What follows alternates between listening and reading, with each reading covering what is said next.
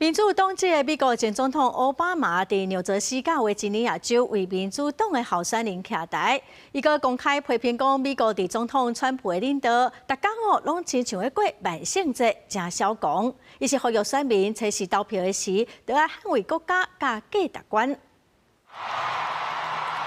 美国前总统奥巴马伫纽泽西州为民主党籍州长候选人徛台，参加大型造势活动，批评即马川普政府日常行为，都亲像万圣节共款，拢是作嘅无钱好糖啊！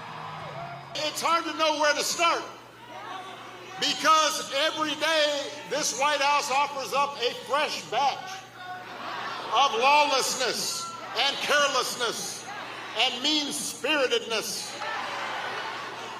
And just plain old craziness. It's like every day is Halloween.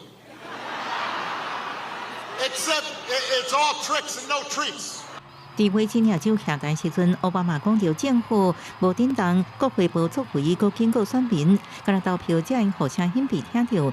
即摆州长的选举对全国未来有向定意义。You deserve a governor who will think for herself and work for you. A governor who will create jobs and not cut them, and who will lower costs instead of raising them, and who will bring people together instead of dividing them, and who will do what's right for the people of Virginia, no matter what anybody in Washington thinks.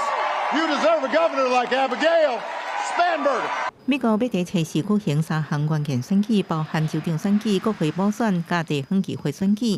民主党认为这是明年其中选举前哨战，一定影响未来国会控制权甲行政布局。